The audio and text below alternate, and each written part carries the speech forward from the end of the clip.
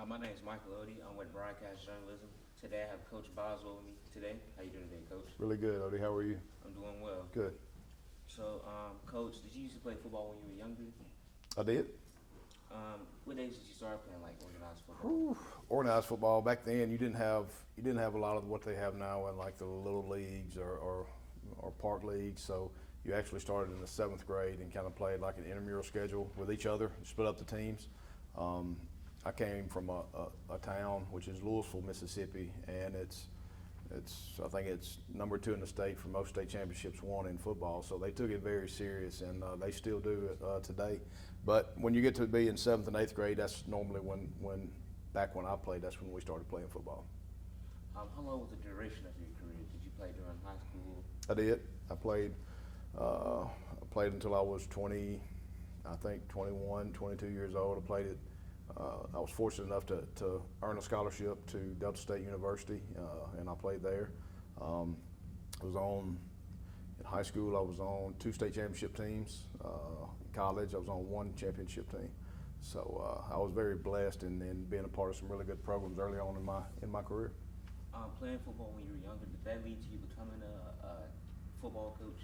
I think in some ways it did. I think just for the sport itself, man, football's given me so much. It's probably given me more than I can give back to football. It's helped me in a lot of ways. It's made me who I am today. It's actually it provides for my family, and we're very fortunate to be a part of this sport.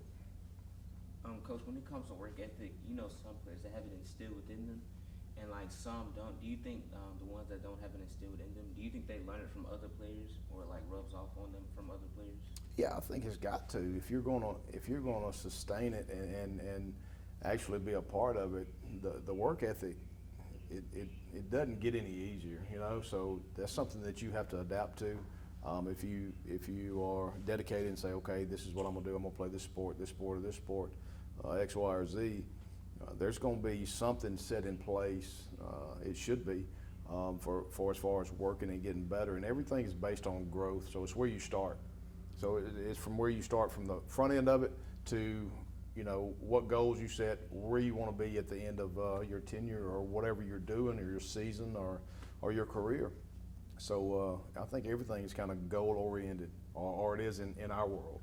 Everything is goal oriented and trying to set a goal and trying to hit the goal no matter what. I would like to add on to the point that you made last week. You said that football is a way out for a lot of people. Do you see that as a reason that they have such a great work ethic? Yeah, absolutely. That's something, but you just in a lot of sports, I don't think.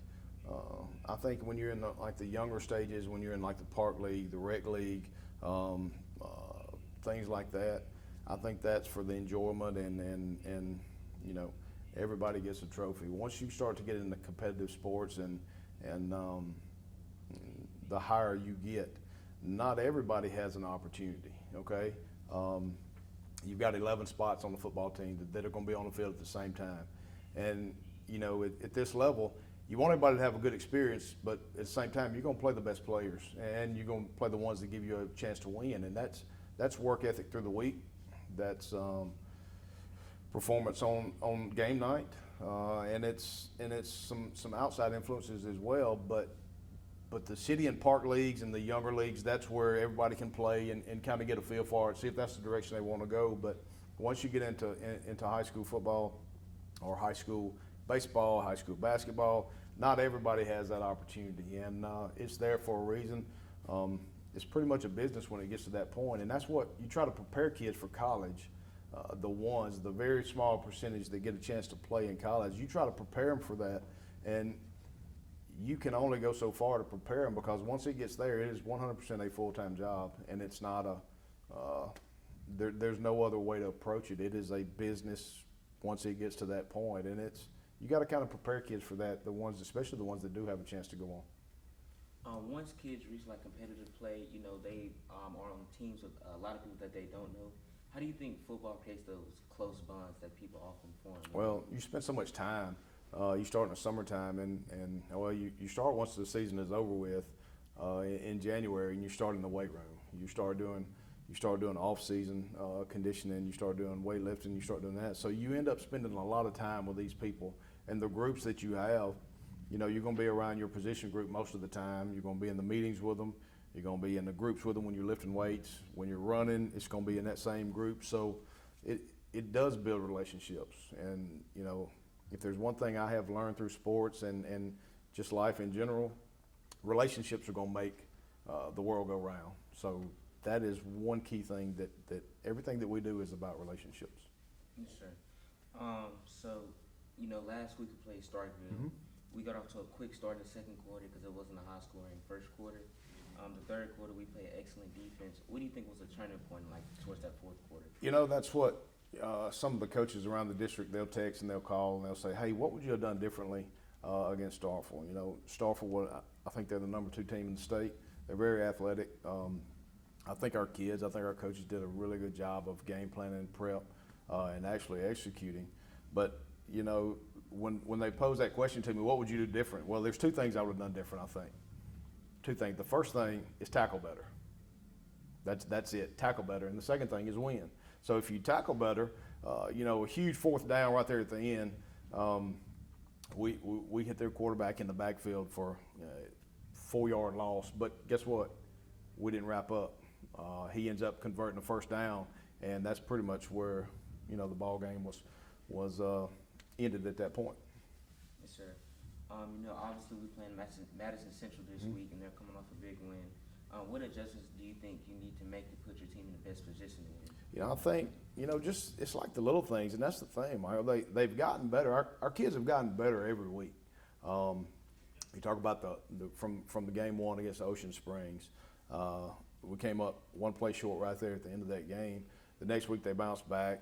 The next week, we talked about that earlier. I feel like we gave that away as a group. We gave that ball game to Brandon. You bounce back, you beat Germantown. You go on a road, 2.5-hour trip, and you play the number 2 team in the state and play them all the way down to the wire. At the end of the day, you can look back and you can say, hey, man, you know, if we'd done this and this, we'd have won the ball game. You know, playing them really good, that's great. That means our kids have gotten a little bit better because Starkville's probably more athletic than anybody we've played so far. Playing them good, man, that's great and fine, but at the end of the day, you still want to find a way to win, and that's something that we have to do. You're going to go play another really good team this week in Madison. Madison's really big, physical. So in football, you have matchups, okay?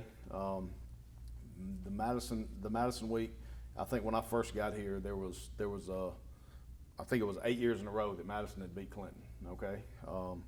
So we kind of turned that towards that, and I think, you know, we beat them 4 out of 5 times in a row right there. So now it's flipped back. I think Madison's won two or three in a row. So now, you know, I think it's a mental thing sometimes. Sometimes it doesn't always come down to athletic comparison. It comes down to matchups that you have. Madison's got a really big offensive line. I think we got some really good defensive linemen. They run the football very effectively, and that's something that we're going to have to stop. And I think if we look back on it, if we've been scored on, if somebody has scored, I think the total maybe 22 touchdowns out of the year, probably I think it's 18 or 19 of them were passing plays. So they were passing touchdowns instead of rushing touchdowns. So we got to do a really good job. We've been good on the run so far this year. We got to do a little bit better on the back end, and you would kind of think that with some of the youth that we have, and they're making plays and they're getting better every week. So we want to see these guys, number one, stop the run, and number two, defend the pass a little bit better, and I think we'll be fine. As you go on to play more district games, do you think the games will get a lot more physical as you're playing like the playoff seeding? Well, yeah, I think the front part of our schedule, and I'm not. And everybody in our division is going to be tough. It's like we tell them every week. Every week is a huge week for us because our division is so tough. That's nothing new. That's been there. I think you start off with the Germantown, a really big physical ball club. That I mean, they had two of the better players in the Southeastern United States. So it was a really physical ball game. Then you go on the road to Starkville. Starkville a unbelievably athletic team, probably the most athletic team in the state, I would say, the past 7 or 8 years. They have some dudes, and it was a very physical, taxing ball game with some bumps and bruises. And you go to Madison, and Madison, when I say front end heavy, I'm saying the dudes that we play on the front end are probably more physical than the dudes on the back end, okay? Just because physically, the way they are, how they're built, the programs that they have. Starkville and Madison are 2 really good programs. And this week, all we're focusing on is Madison, man. We put Starkville, we flushed it. We've got to do a really good job of stopping the run and trying to be physical. But, yeah, it's going to be physical all the way through, man, all the way through. Madison obviously has a very talented quarterback, and they have a very potent passing game. Do you guys try to contain that or work the scheme against that? Yeah, Madison's they're 82% run in all the ball games they played. Everything's been in the high 80s, low 80s to run to pass ratio. They don't pass a lot. They do a lot of play action stuff with those 2 big tight ends. I think one of them's 6'4". He's Division I offers. Then they got the wide out, the 6'3" out there. He's a really good player. And the quarterback, Sutton, he does a really good job of delivering the ball to them. But like I said, man, those are big plays. Those are the ones that you want to stop. You want to stop over the top plays and big plays. But a big thing is Madison is a huge run team. I mean, they are 80%. When you get above 65% one way or the other, they're pretty dominant in what they're doing, and they do a really good job of running the football, and that's the number one thing we have to stop right off the bat. Yes, sir, because obviously the run games opens up the passing game with the play action. Absolutely, and they do a really good job of that. And their offensive line, they're 6'2", 6'3", about 290 across the board, so that's a really big offensive line in high school football, and they've always had that. They always have really big linemen.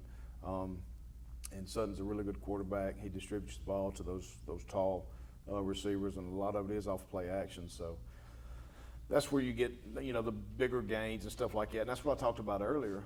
Was we've been really good against the run pretty much all year long. The big plays, the out of 22 touchdowns given up, 18 of them are passing plays, so that you can kind of see the comparison there. You do really good against the run, but you've given up some deep balls or some blown coverages, and that's the difference in a lot of ball games, and that's mistakes you can't make at this level of football. And obviously Madison is our rival, and they're in our division, so they're going to want to try to be more physical than us and try to. Yeah, absolutely. I think, we sit here and we have a lot of rivals. You sit there with a Brandon, it used to be a Warren Central, a Madison. I think Warren Central and Clinton, this is the first year they hadn't played in a long time. So, and we have a bunch of rivals. That's great and good. And at the end of the day, you've got to play really good football to win, and then high execution rate, and then not make mistakes, man. And that's something that I think our kids have done a lot better of doing is eliminating a lot of mistakes. And Madison's going to be a rival. Sure it is. But at the end of the day, it's about those 11 dudes that line up in front of us. We take care of that. We can't worry about the outside noise, and we just got to focus on that one thing and be ready to play when the ball is kicked at 7 o'clock. All right, thank you for the interview, Coach. Good luck. Absolutely. Thanks, Mike. Appreciate it, buddy.